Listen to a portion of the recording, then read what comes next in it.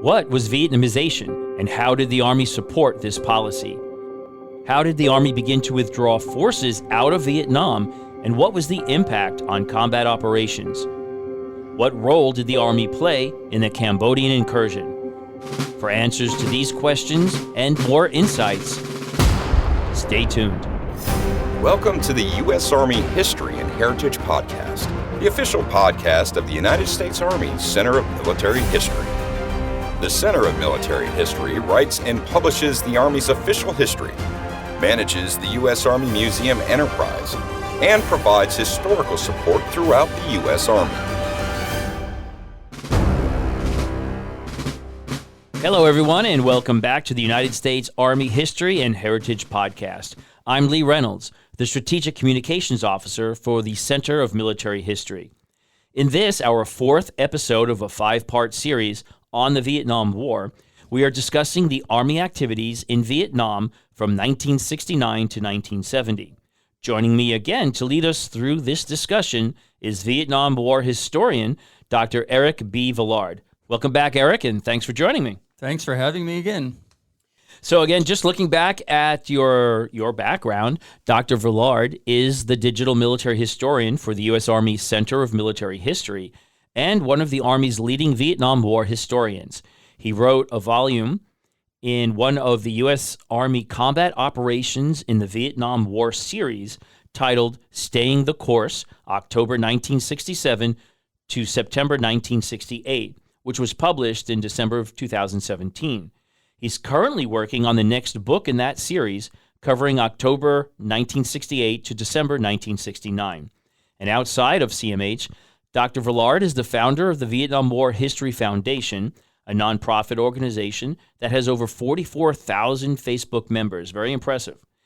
He has also appeared as a historical advisor and analyst on many documentary projects, including to Ken Burns and Lynn Novick for their Vietnam War documentary series.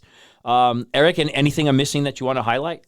I think that covers the bases pretty well. Again, always happy to talk about the Vietnam War, and this is a very interesting period that I think not as many people probably know about.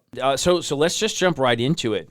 We're now looking at the U.S. Army activity in Vietnam starting in 1969. So just set the table for us. When we left this after the last episode, what was the situation on the ground in 1968? And I know what General Westmoreland just left to become Army Chief of Staff, and now we had General Creighton Abrams as the MACV commander. So just pick it up there. Right. So Creighton Abrams is now, by June of 68, he's in command of MACV. Although, again, really policy-wise, not a lot changes. Westy and Abrams really were a great partnership. They worked together for a year. They saw the war in a very similar way. And so if you're looking at the end of 1968, the war has been going on at a very intense level. The main thing that's happening is the U.S. presidential election, right? So you have, again, President Johnson has already announced he's not running, so it is his vice president, Hubert Humphrey, the Democrat, running against Richard Nixon, the Republican. And the communists in Hanoi are watching this very closely, because depending on who gets elected, it could make a difference in how the war is fought. What were they both promising in that campaign?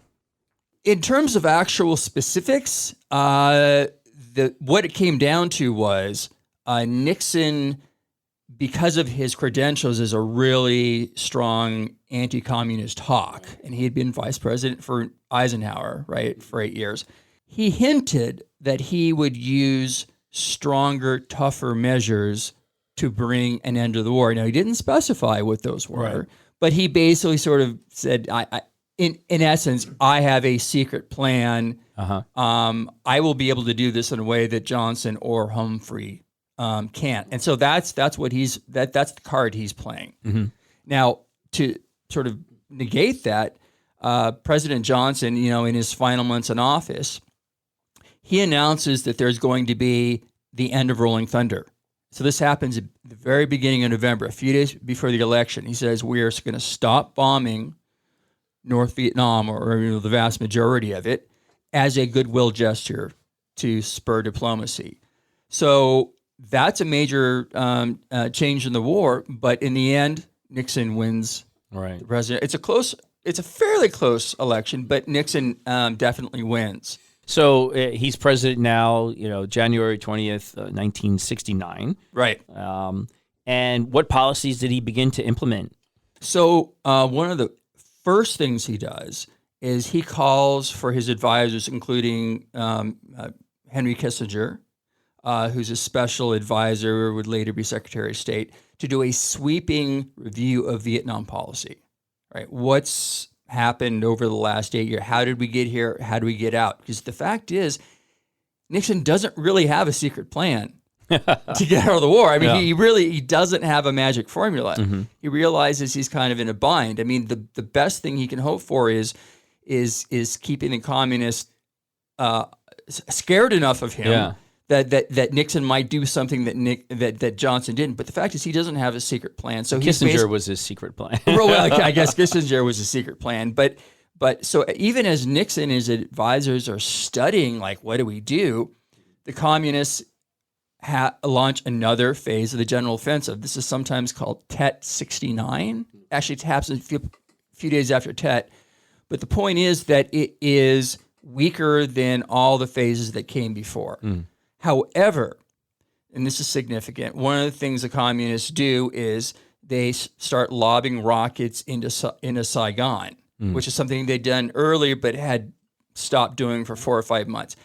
This absolutely angers Nixon, because when Johnson had this stop the bombing, one of the very few concessions he got from the communists was leave the cities alone. Oh. And now the communists are again lobbing rockets into Saigon.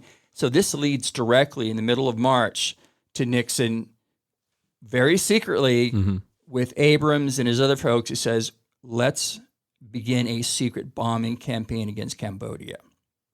Right? Because there's a Viet Cong, North Vietnamese bases across the border that we've never been able to get to. Mm-hmm. So they begin what becomes known as Operation Menu. Part of the reason the first strike is a location called Breakfast, and that's because Nixon was having breakfast at the White House. So they called the target breakfast. Okay. And so it became lunch, dinner. At any rate, Operation Menu. So for the first time in the war, U.S. B-52s are actually bombing targets in Cambodia. Now, this is a secret. This is so secret that, even on the airplanes, only the pilot and navigator know that they've crossed into Cambodian territory. So very, very close hold. But this is where that begins. And it's part of his frustration, again, that the communists, even though peace talks have started in Paris, aren't budging. So this is where that begins. And again, it will go on for years. And the public gets rumors of it, but this is the main thing that happens. Nixon is looking for a way forward for the next, 3 or 4 months. Again, more of the same. This is when Hamburger Hill happens, for example, in May of 1969. So they're still fighting throughout the country. In this particular battle, this is up in I-Corps. You're talking about Hamburger Hill. Hamburger Hill, right. The Battle of Hamburger Hill. Because they're up near the border. Is it with Laos or Cambodia? Well, with Laos. With Laos. With Laos.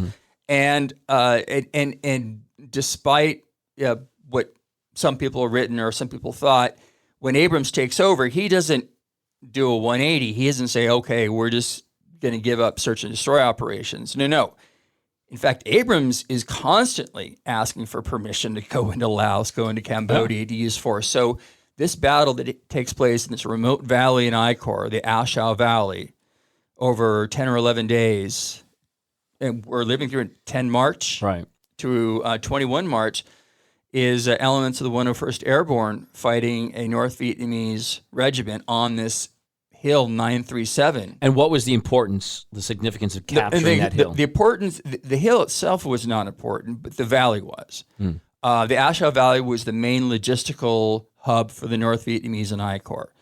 And in order for Nixon's policy to succeed, even at this stage, he's beginning to think about pulling back forces.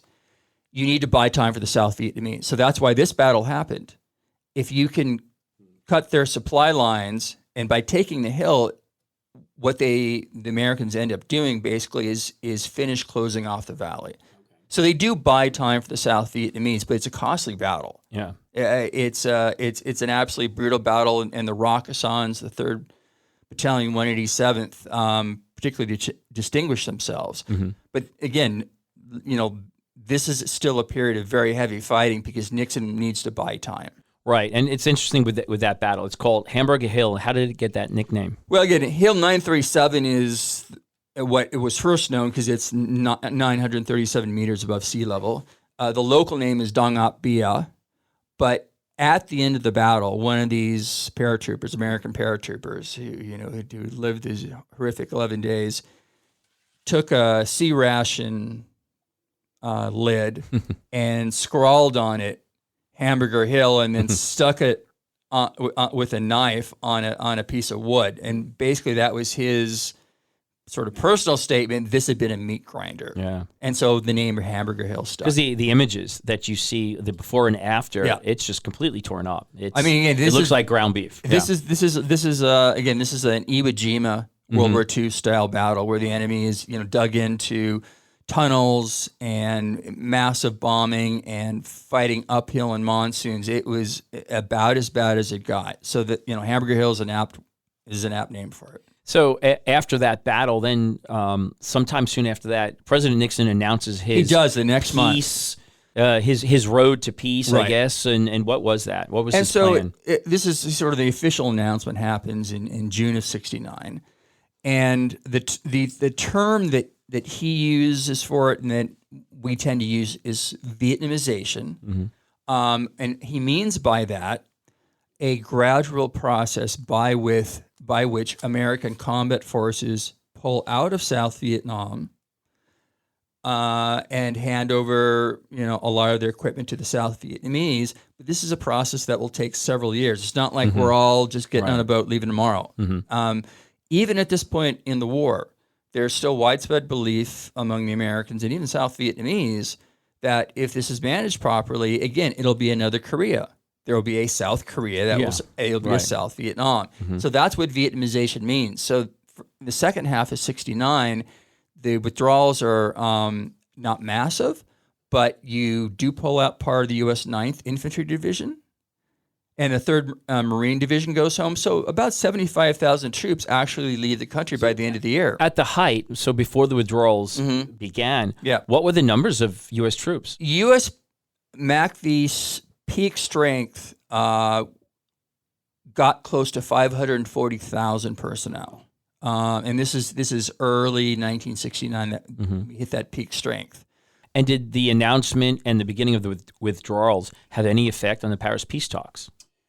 Part of the idea of withdrawal was actually to strengthen South Vietnam's hand at the talks by saying, look, the Americans have so much confidence in us that they're pulling their troops out.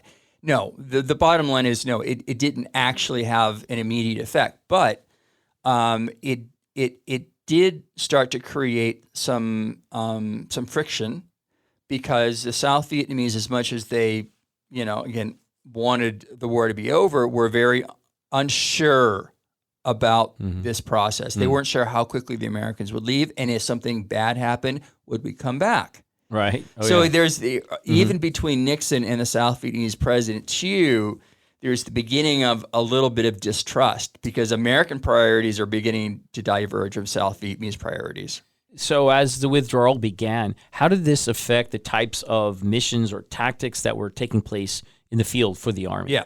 So the initial units they pulled out were chosen partly with that in mind. So the 2 brigades of the 9th Infantry Division that were pulled out, they were pulled out of the Mekong Delta, so the southern part of the country. That was an area that was now more under South Vietnamese control. And so the feeling was, okay, that was an area we could afford. So part of that decision was that. And then the 3rd Marine Division, part of the reason they pulled them out is you have a bombing halt on the DMZ. So the demilitarized zone where the 3rd Marine Division was now fairly quiet. So the immediate impact was pretty small. I mean, operations through end of '69 continue pretty much as they had before. The real impact would come the following year. And the point here is that it wasn't quite clear how quickly we were going to pull out. Theoretically, we're going to do it, again, over the space of 3 or 4 years. But yeah, it was planned to be a phased it was a phased pull thing. out. And when they are leaving, what about their equipment? Are they leaving stuff for the Vietnamese? In some or cases, what's happening? a whole unit, like an artillery unit, would literally hand over all their equipment, which honestly, the logistics people were like perfectly happy with that, because a lot of that's kind of beat up old equipment, and rather than not take it back. So yes, hand it over to the South Vietnamese.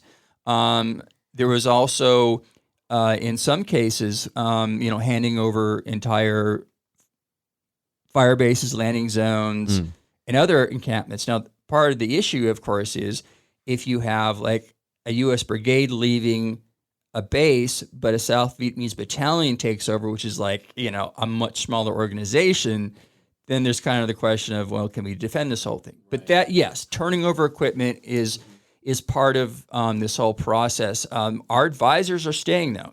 Just keep that in mind. We're still advising. We're still giving them stuff. In fact, we're giving them more stuff. By this point, the South Vietnamese Army is entirely equipped with modern M16s, for example. Okay. And they're getting more and more modern tanks, armored personnel carriers, jet fighters, all the stuff that we had been accustomed to.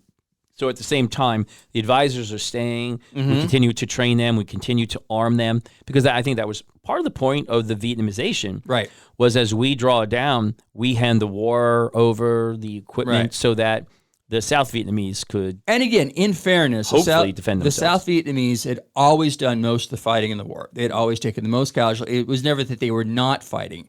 The thing the South Vietnamese lacked, however, they lacked the capability to fight big unit conventional battles like we had. They were so spread out across the country because they had to worry about all the, village guerrillas and the pacification. Right. So that was the main thing that we were hoping they would be able to learn before we left. Right. But again, it really is an open question. Here's the thing: once you start pulling American troops home, you cannot close that barn door. The American public likes it. The anti-war protests go down. Sure. Right. American troops like it. But you really can't reverse that trend once it gets going. Yeah. And so how did that start? Throughout the rest of 1969, right? How many troops had withdrawn by the end of that year, and were there any significant battles that were taking place? So the war actually begins to kind of quiet down in the second part of '69, partly because the Americans, the South Vietnamese, had done such a good job beating up on the communists the last year. The communists were really kind of in bad shape. The communists, now that the Americans were withdrawing, also changed strategy. Around June of '69, the communists gave up this whole general offensive idea, and now they're going to wait it out. Okay. So a lot of their big units go into hiding. So the war actually quiets down, and there isn't as much fighting in this period. About 75,000 U.S. troops leave by the end of the year. Oh, wow. That's a significant amount. A significant amount. So when 1970 begins, it looks like Vietnamization is more or less going according to schedule. But again, there's always, something that will throw a curveball, and that's exactly what happens in early 1970. And you're talking about the Cambodia? Yeah, again. Situation in Cambodia. So the traditional safe haven for the communist forces in Cambodia and Laos are now being challenged. Right. So the situation in Cambodia changes dramatically in March of '70. And who initiates that? Because I know that General Westmoreland, that was a big sticking point for him. He wanted to go after them there, or even further into North Vietnam. He had for a long time, he said his hands were tied. Abrams, after him, was always asking for authority to go in limited incursions. But what happens is the long-serving head of Cambodia, Prince Sihanouk, is out of the country. When he's out of the country, his defense minister overthrows the government. Now, this Lon Nol, this defense minister, is much more pro-Western. And he is becoming very alarmed again with the amount of communists in the country. So there's now political upheaval in Cambodia. And as a result of that, Nixon sees an opportunity. Now you have a friendly leader in Cambodia who says, could you please help us get rid of all these Vietnamese communists who are on our border? And are these secret bombings in Cambodia still taking place? It's still taking place. Again, still secret from the public. They're hitting some of these base areas, but again, they're just right across the border.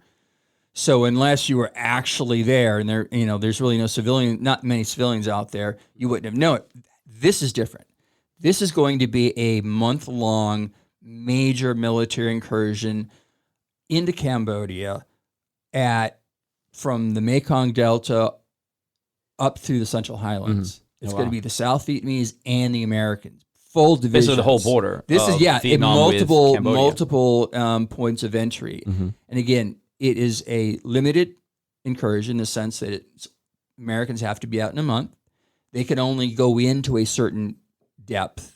Did the South Vietnamese go in too, or is this American? Yes, South Vietnamese went in. Okay. In fact, South Vietnamese went in first, and they actually stayed longer. Okay. And when Americans are out by the end of June, South Vietnamese actually stay longer. But this is actually an opportunity for the South Vietnamese to show what they can do as conventional forces, and they actually quit themselves pretty well. So what was the goal of these missions, and which Army units participated in this? So the goal of the mission was to get these Viet Cong North Vietnamese supply sanctuaries that had been there for years and years, and they're just piled to the rafters with supplies, weapons, trucks, you name it. It's all right there. So the Americans and the South Vietnamese who went in are going in to get this stuff. In 3 Corps around Saigon, for example, you have the 1st Cavalry Division, you have the 11th Armored Cavalry Division. Up the Highlands, you have the 4th Infantry Division.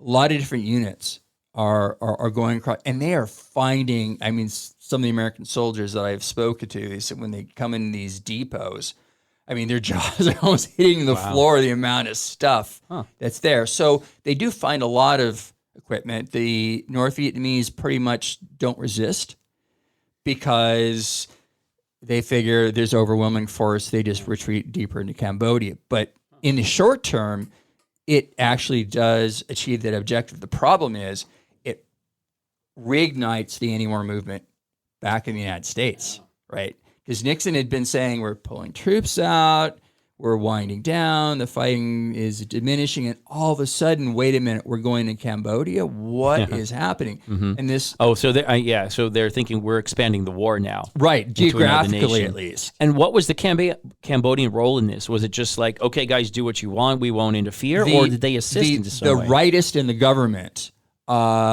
basically gave permission for the Americans and South Vietnamese do that. The Cambodian army itself was small and not very effective. That's why they had not done anything about the communists. So they kind of sat back and let the Americans do what they're going to do. So the Cambodians, the government has a very small role. This is an allied operation. And again, that lasts about a month, but it does reawaken the anti-war movement. You've probably seen one of the more famous photos of the war, the Kent State protests. Oh, of course. Right, the National Guardsmen come in and end up opening fire on protesting students. And this is all because of the Cambodian incursion. One of another dark day during that time period. And was the National Guard that opened fired on and what happened there? Well, they opened fired on students at Kent State, killing and wounding several. And the very famous photos of a young female student crouching down, with sort of mouth screaming over a dead student. Right. So here you have. Again, another example of just the war coming home and causing these divisions. And so, what was the effect after the Cambodian incursion, what was the effect on the overall war and the strategy? So Cambodia, the Cambodian incursion, you might say, was kind of that was the last hurrah of big U.S. combat operations. Yeah. Right. That was the So after Cambodia, a lot of those big U.S. divisions end up coming home. So like the first. So the withdrawal continues. Yeah, First Infantry Division comes home, and other units. Some stay, like the First Cavalry stays, the 173rd stays, the Americal stays. But by the autumn of 1970, the U.S. has pretty much gotten out of the game of big offensive operations. Oh wow! And they are totally focused on trying to get the South Vietnamese up to speed. And what are the North Vietnamese and Viet Cong doing during this time period? This is actually their darkest hour. And if you read their histories, 69 and into 70, they say that this is their lowest point because things like the Phoenix program. Right. You want to talk about that? Anyway, I'll just, at least in passing, it was not a CIA assassination program. Phoenix program, just think of it as a South Vietnamese effort to identify and remove from the battlefield all these secret Viet Cong agents who were running this shadow government. And so a lot of it was just police work, basically. Okay. Now, in some cases, yes, they probably arrested and killed the wrong people. But from the communists' own histories, they said this absolutely devastated their infrastructure. So, and did the United States and the South Vietnamese realize how effective that program was? They were beginning to get a sense that this was working. Again, this was not mostly.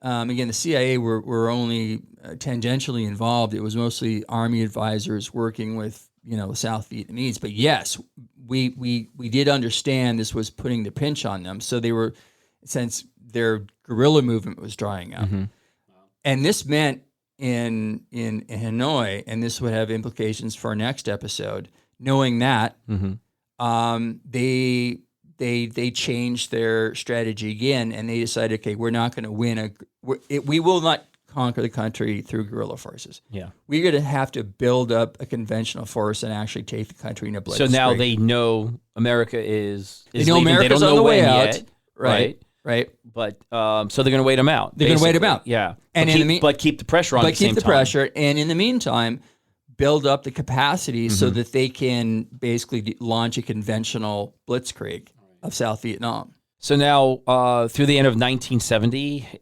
any changes to that, or is this just kind of ongoing? This is just it is moving in that direction. That is the communists. That is their sort of longer term strategy. So they know in 18 months or 2 years they'll be ready. The Americans by that point should be out. Right. Hopefully the South Vietnamese will be ready. Hard to say. But part of the problem with this Vietnamization, of course, is the effect it has on the American soldiers. Because, by 69 and 70, once it's clear we're leaving, that begins to affect morale. Right? I mean, who wants to be the last person killed in Vietnam for war we're clearly not going to win? The Army is also beginning to feel the effects of the Cultural Revolution, the Civil Rights Movement, racial tension. Is growing. Drug use is increasing. There are some incidents of disobedience, and even incidents they call fragging, where usually what that means is disgruntled soldiers will roll a smoke grenade into an officer's tent. In some cases, it's literally a fragmentation grenade. Yeah, frag grenade. Normally, they don't try to kill them, but they're basically a warning like, hey, lifer, don't try to make your career, at my expense. So there are some morale and discipline problems beginning to happen. It's interesting, they know we're pulling out. Maybe they don't realize, they still may have to stay there 12 months. Right. But eventually coming out. So it's interesting to see that it's having more of a negative impact on morale. Right. Is that overall what you're describing, yes. or was there a positive aspect as well? It's positive in the sense, people could imagine a time when they would come home. Mm-hmm. I should also point out that most of these incidents that happened, like the racial tension and indiscipline, were in rear units, not frontline units. I mean, if you're out there in the field, you need to trust your fellow soldiers. Yeah, right. So Good point. so they actually were continuing to function pretty well. But on top of everything and all this is in late '69 when the My Lai massacre hits the public. Yeah. Seymour Hersh, investigative journalist, publishes a story and it's catches fire. And this is when most Americans learn. Yeah, because the actual incident happened Back in March of '68. Yeah. Right. So now we're a year and a half later, they're finding out about this. Right. Graphic pictures, very precise reporting. So how did that impact operations in Vietnam? We'll talk about the impact on the American people, but in Vietnam, were there immediate changes that we saw? Actually, no. The main thing that happens is that the Army, well, two things. One, the Army launches an actual serious full inquiry led by General Pierce. So the report is called the Pierce Inquiry, that really gets to the bottom of things. And unlike the Maricol Division initial investigation, which was a sham, this was serious. They want to hold people accountable. But the other thing that happens is the Army spends a lot of time talking to its own soldiers and emphasizing why this is not acceptable. Right. Mm-hmm. Right? Rules of engagement, cards and how you treat not only POWs, but detainees or just average Vietnamese. Operationally, no, it doesn't change how we function, but there's a sudden real emphasis on ethics, professional conduct and standards. And I think that's a point moving forward, years later to up until the present. Yeah. Right. Yeah, absolutely. I mean, in some sense, I think a lot of people feel that a lot of the perpetrators of the massacre really kind of got off. I mean, at the end of the day, you only had a couple people like Lieutenant Cowley, who were brought up in charges, but a lot of folks essentially just sort of got a slap on the wrist because there wasn't enough evidence or whatever. But the fact is, everyone knew how bad it was. And so nowadays in the Army, we see the effects. This is why you have, judge, advocate generals, embedded at all operational levels and reminding people this: we are the American Army. We are not barbarians. We do things differently. Yeah, great emphasis going into combat, and I can tell you, as a combat veteran, great emphasis on ethics and rules of engagement. Right. And a lot of this is, some of that stuff existed beforehand, right? But it exists, I think, to the capacity it does now, in large part because of what happened there. So the Army learned its lesson and made changes. And I would say, again, shout out to our own people here. A few years ago, we put on a symposium. CMH all about, the My Lai massacre. Again, this was, and Mr. Bowery, our executive director, he's the one who said, let's do this. Yes. And so if you can find it online, but it's a really fascinating taking discussion. That dark day and being open and honest about what happened and understanding how we learned from that and how we improved ourselves and moved on. And that's something that I think the Army does fairly well in general. With so, all right, good. And then just to finish up on that, the impact in America. How did that change the way Americans were perceiving things? Well, certainly, the My Lai massacre was shocking, and again, some of the worst details, in fact, were not publicized. It could have been even worse. But I think at this point, most Americans were just tired of the war, aware of the mounting costs, wanted it to be over.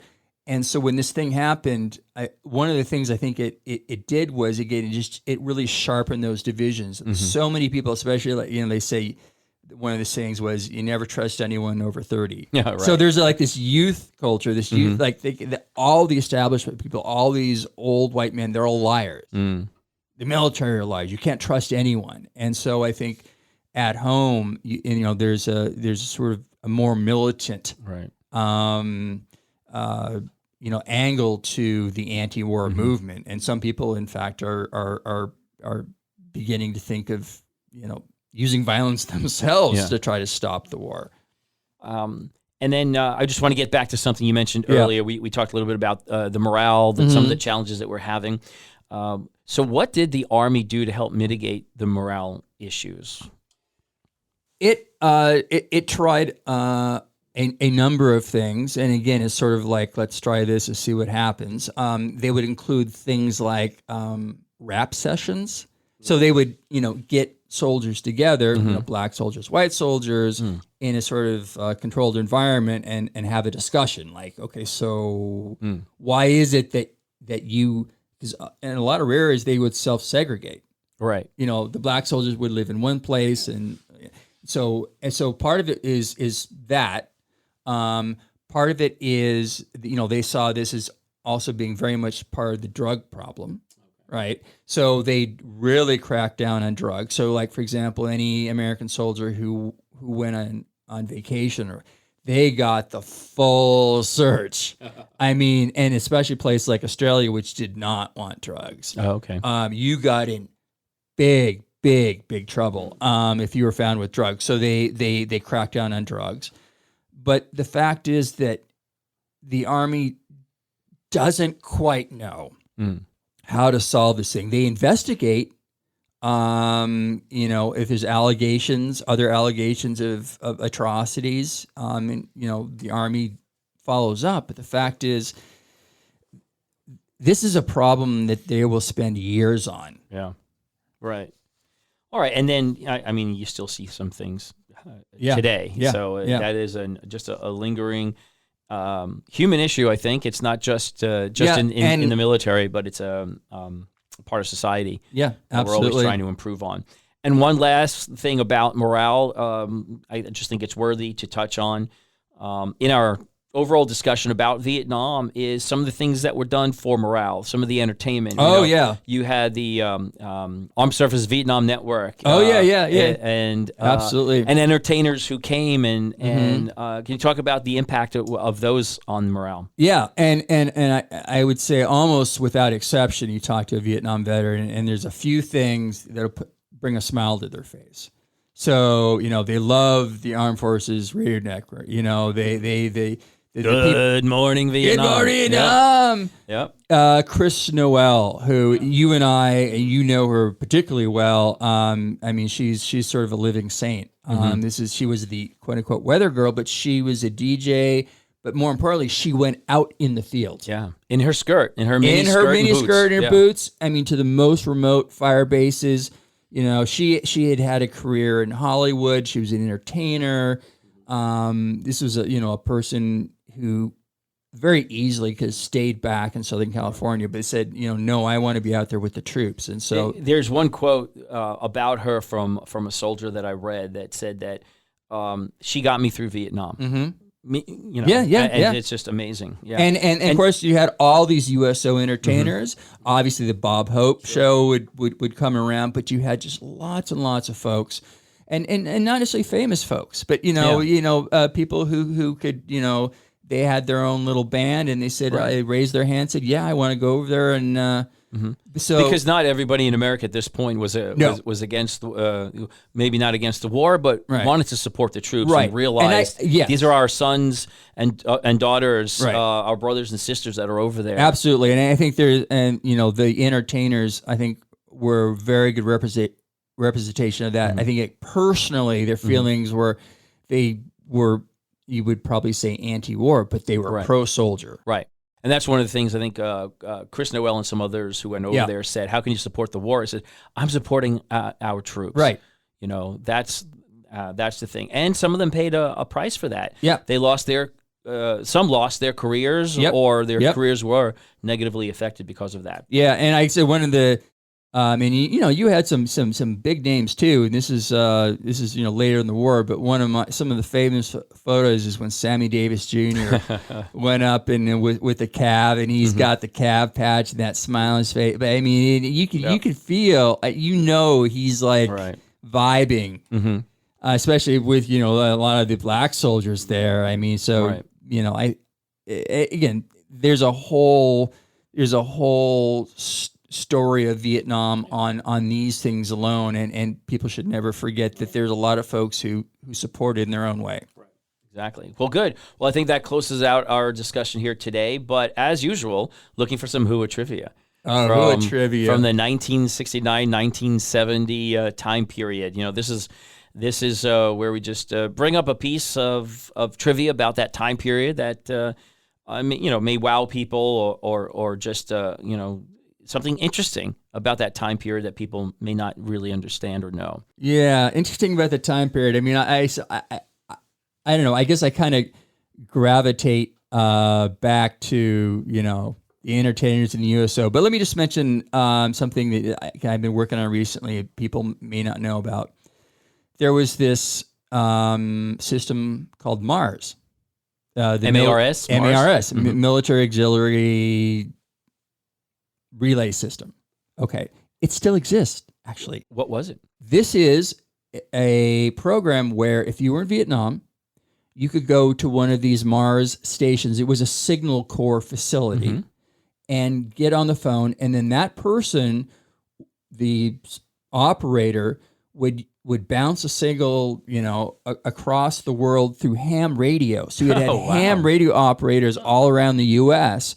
That would act as the phone on the other end. So people could actually talk to their families through ham radio. Oh, yeah. See, I mean, it's that's like awesome trivia. I did not know anything about that. And again, the Army MARS system still exists. How fascinating. It is. So yeah. All right. Well, great. I think that's a good piece of Hua trivia. Yeah. So thanks, Erik, again, for your discussion and insights today about the Vietnam War. And if anyone wants to learn more about the Vietnam War or Army history in general, please explore our website at history.army.mil. And you can also access all of our publications about Vietnam from the website. They're also available as free PDF downloads, or you can purchase them from the Government Publishing Office. And if you want to experience tidbits of Army history every day, then visit our social media sites on Facebook, Twitter, and Instagram. And join us every week on this podcast for more in-depth discussions about Army history as we cover topics from all eras of the U.S. Army history, examining battles, soldier experiences, equipment, weapons, and tactics. And we have one more episode covering the last few years of the Vietnam War, so be sure you check us out for episode 5 of this 5-part series on the Vietnam War. Thanks for joining us today on the United States Army History and Heritage Podcast. For the Center of Military History, I'm Lee Reynolds, and until next time, we're history. The views expressed in this podcast reflect those of the speakers and do not necessarily reflect the views, policies, or opinions of the U.S. Army or Department of Defense.